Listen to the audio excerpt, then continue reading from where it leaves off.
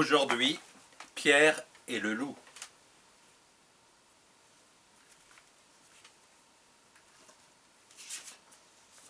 À la lisière d'une forêt, par-delà les steppes immenses de Sibérie, dans une isba solitaire construite en bois de sapin, demeurent le jeune Pierre et son grand-père.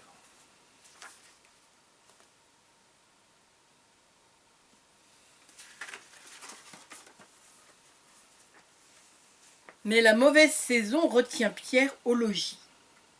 Grand-père le gronde très sévèrement s'il tente de mettre le nez dehors. Les méchants loups rôdent partout l'hiver, lui dit-il. Attends d'être assez grand pour les chasser. Cependant, Pierre est certain d'être assez fort pour entreprendre n'importe quel exploit, même chasser un grand loup. Aussi, un certain après-midi, dès que grand-père est plongé dans sa sieste, il se glisse dehors.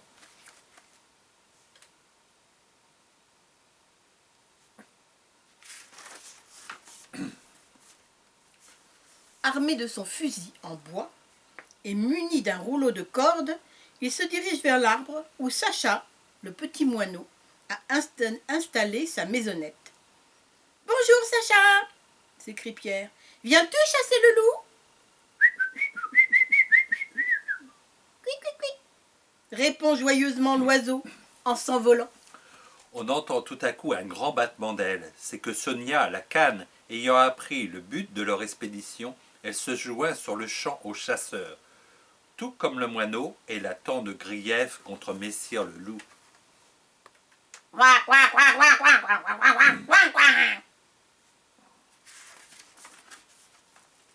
Pierre franchit avec précaution l'enclos qui entoure l'isba, ouvre tout doucement le portillon, traverse le pont recouvert de neige et gagne la forêt mystérieuse.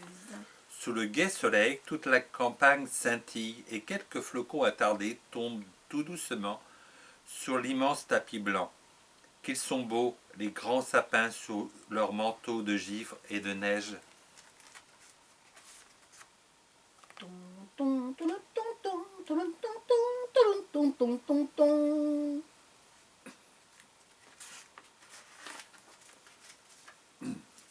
Uniquement préoccupés par la pensée du loup, nos trois amis ne remarquent point un personnage rusé et famélique qui les suit en rampant.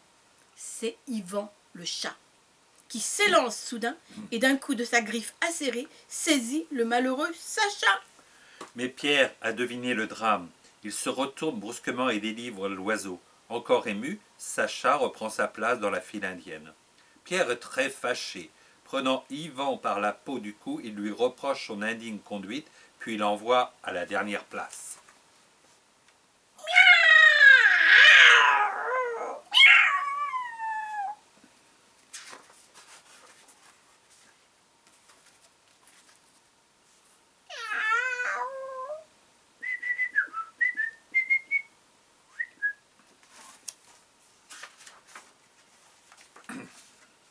Soudain, un bruit léger fait retourner les chasseurs. Oh, terreur! Ils sont face à face avec le loup. Lestement, ils grimpent sur un arbre voisin. Tandis que, menaçant, le loup bondit vers le refuge.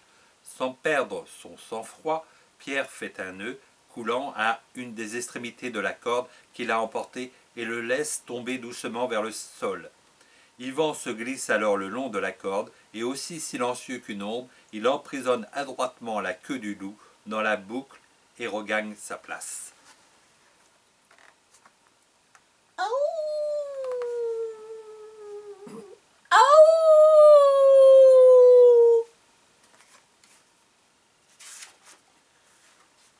Aussitôt, Pierre tire un coup sec sur la corde, fermant ainsi le nœud coulant.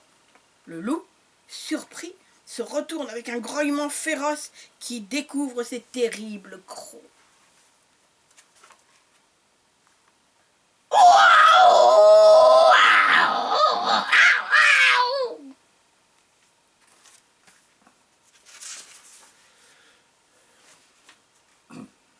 Ayant enroulé l'extrémité de la corde restée libre autour de la branche sur laquelle il se trouve, Pierre et Yvan tirent de toute leur force, tandis qu'à l'autre bout, le loup se débat au risque de s'arracher la queue.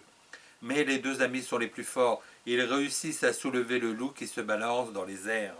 La gueule large ouverte, la bête féroce jure, écume, se tord, lance des coups de patte dans le vide sans réussir à se libérer.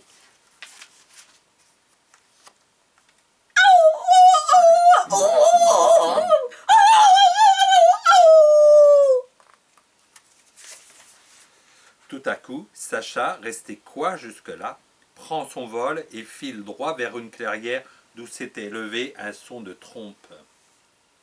Il vient d'apercevoir Igor, Dimitri et Serge, les trois plus redoutables chasseurs du village, qui s'avancent, armés jusqu'aux dents.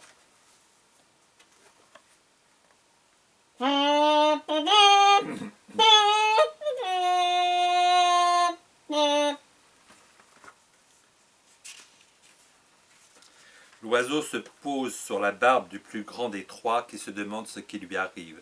Sacha piaule, décrit des cercles et se livre à toutes sortes d'acrobaties pour se faire comprendre.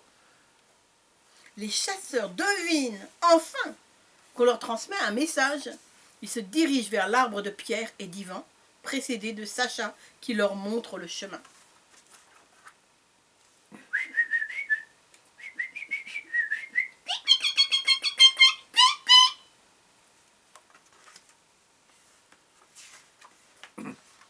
Pourvu qu'ils arrivent à temps. Les voici parvenus sur le champ de bataille.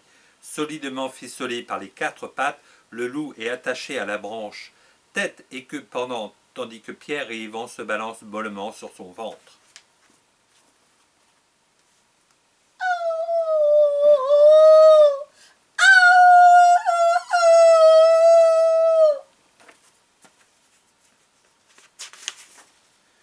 Les chasseurs scient la branche à laquelle est attaché le loup et la chargent sur leurs épaules. Un cortège se forme avec Pierre en tête. Il est accueilli à bras ouverts par grand-père, tout fier du bel exploit de son petit-fils. Pom pom pom pom pom pom pom pom pom pom. Et voilà, c'était l'histoire de Pierre et le loup.